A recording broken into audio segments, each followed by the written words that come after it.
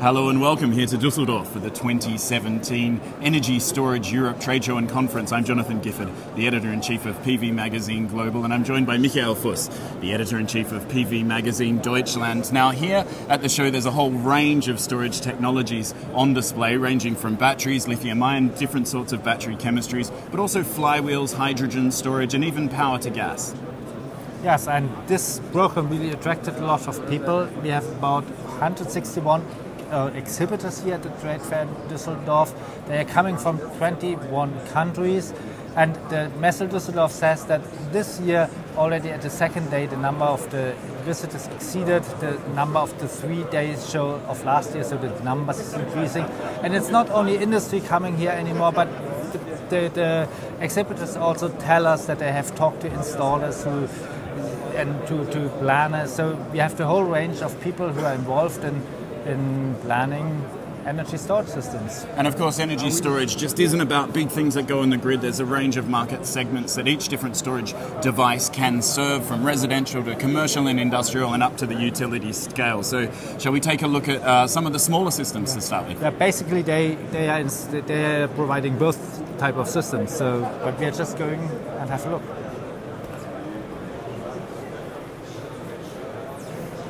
And on our whirlwind tour of the Energy Storage Europe trade show floor, on our first stop, we're looking into players that are serving a number of different market segments in the storage market. And of course, one behind me is a brand I'm sure you're familiar with, Mercedes-Benz Energy, which is serving the industrial and commercial sides right up to the grid size, but also down to the residential level, perhaps leveraging that brand that we all know so well. Yes, and on the other side, just on the side of Mercedes, we have E3DC. E3DC is one of the most famous players in the German market. I mean, we have 5 big players, 4 or 5 big players. They are one of them. And they are an example that also the companies who come from the residential markets, they make the step and go to the small and medium commercial systems. They just launched a new product. So that was launched here in Düsseldorf. E3DC, the name, if you're not familiar with it in the international market, comes from from three-phase, and the DC because it's DC coupled, but the new product, in fact, is AC coupled, showing the diversity of offerings that people are bringing into the market. Of course, there's also a diversity of battery chemistries, right from lithium-ion that both Mercedes and E3DC are producing, and then also lead-acid, more traditional battery storage, which is very famous for the company behind us, Hoppecke. Yeah, I mean, Hoppecke is really famous for the lead-acid batteries, but what the people forget is that they also produce lithium-ion technologies. Already they started a couple of years ago.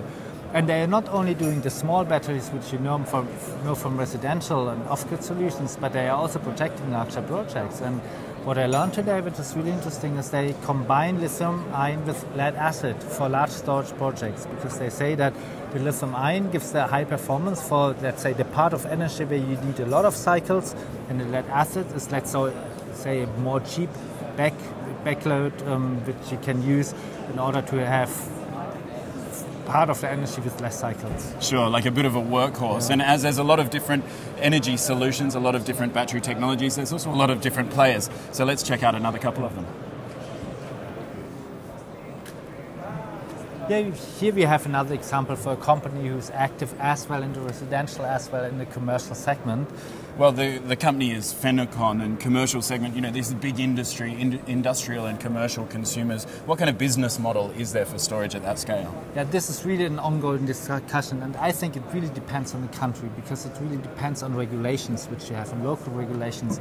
And they have found, for some examples, a multi-use business model which seems really to work. It's something that you hear a lot in energy storage, multiple revenue streams. That's how you really make it pay off. Well, the other company just next door to us here is SolarWatt. You'll see that they actually have a solar module on display, which is slightly unusual. They make glass modules, but they're also a battery producer, and they were awarded a patent just during the show here. They were very pleased to tell people about that, but they also picked up another award not long ago, Michael. Yes, it's our PV Magazine Award, Top Innovation, which they really earned, and I think we have an independent jury who gives this award, and the jury says there is not the best storage solution and best storage system on the market, but it depends on applications which is the best. And also most systems have good sides and maybe not so good sides, but they found really some characteristics which they have worked on, which they say it's really innovative and it's good. For example, how fast it can respond to demand changes. So someone puts their hairdryer on and it kind of leaps into action. Yeah. And of course, SolarWatt, the team itself actually has a lot of experience in battery technology right into the battery composition. So they actually produce their batteries here in Germany, which is slightly unusual in the market. But they're not alone in doing that. And our next stop is going to be a company that has just come out with its brand new battery, one that it's producing itself. And our next stop on this whirlwind tour is a company called Tesvolt from Germany that's been very active in the commercial and industrial segment. But they had a press release earlier in the week that you attended, Michael, that was about technology. Yeah, they had a press conference. They had attended a press conference. And it was really interesting because they say in order to go to these multi-use applications, you need to change the batteries because you have to be able to discharge them in shorter time with higher velocity. It's the so-called C rate. So they now have changed the battery cells which are inside. They adapted the electronics, which does some so-called active balancing of the battery cells and also of the battery modules. And so now they say they can really provide fast discharging batteries. Wow, so a lot of power in a short space of time. Now, another use case for commercial and industrial battery systems is backup power or continuous power, sometimes called UPS. So let's check out a company now. They really specialize in UPS systems. And on our second to last stop on this whirlwind tour is a relatively new player to the storage space. The company is called BatterX. It's a joint venture between a Luxembourg-based UPS provider and a German company called Satker. Now, UPS is in fact BatterX's USP.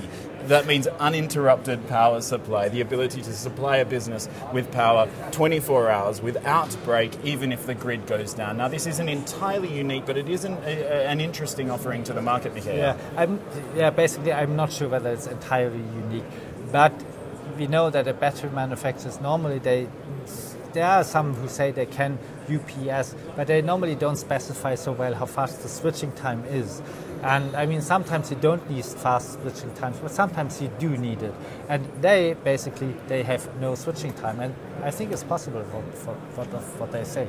Yeah, so the system's designed so there's no switching time. If the grid goes down, there's 100% uninterrupted supply of electricity from the batteries, or even if the business has solar panels on the roof. Now, of course, this is very important for industries like data centers, and it's underpinned by some software, some pretty clever software. And it's software right across different parts of the storage sector that can really make an impact into how homes and how businesses can use their solar energy and store their energy and really optimize how the whole system works. Our last stop is going to be a software provider who's not only providing these kind of solutions, but also allowing some new battery players to enter the market.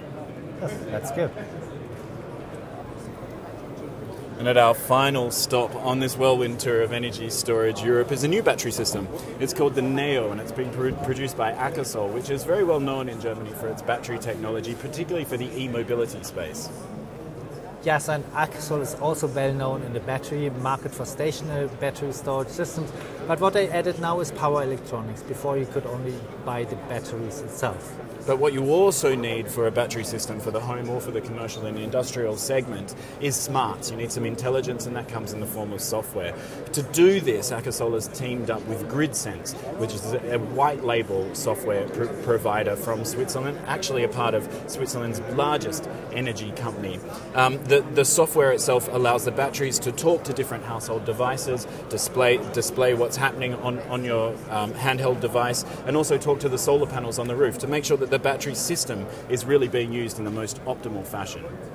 Of course, there are also other providers for white label solutions for energy management systems, but what the GridSense people say is that they would be very good in integrating forecasting methods. Well, it's also about a self-learning algorithm, so it gets to know what their different householders are doing when they do it, when they turn that hairdryer on. Now, we've seen that storage is not only coming in all shapes and sizes, lots of different battery chemistries, but it's also getting smart here in Dusseldorf. So thank you very much for watching. My name's Jonathan Gifford. I'm the Editor-in-Chief of PV Magazine Global, and I've been joined by Michael Fuhs, the Editor-in-Chief of PV Magazine Deutschland. Thanks for your time.